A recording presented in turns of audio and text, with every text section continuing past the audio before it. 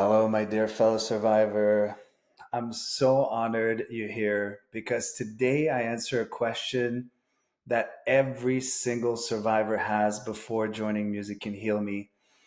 And this question is so powerful and complex. Let me explain. This question is, how do I begin sharing everything I'm thinking and feeling and doing as a result of my loss with others when I can't even begin to explain how I'm feeling because every time I get triggered and then I feel worse and then I keep overthinking even more and I keep overdoing those things I don't want to be doing anymore even more.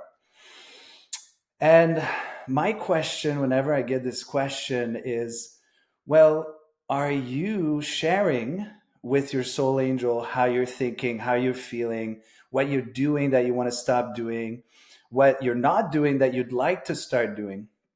Because if you get down to it, nobody other than you and your soul angel knows about your inner world. So, what better ally for your healing than your soul angel, right? So if you're uncomfortable sharing how you're thinking, feeling, etc. with others, start with your soul angel.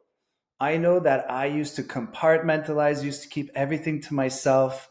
But the thing is, inside here, everywhere, imagine that it is a soda can that you keep shaking, right? And it's really, really tight, right? So what happens is whenever you try to open the lid and share a little bit with others, well, it explodes. You get triggered. You get more of those thoughts. You get more of those emotions. You do those behaviors that you want to start doing even more.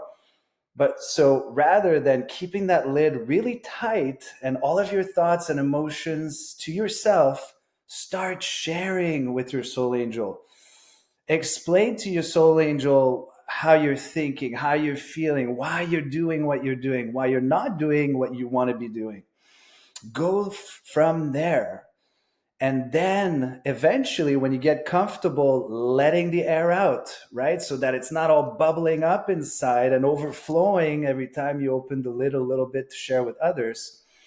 Now it becomes a little bit less agitated inside because you're actually releasing this air that you don't need, right? So the bubbles are no longer going everywhere. You're not getting triggered. You're not reacting. You're now responding. You're able to say, am I comfortable to share with this person? Yes or no?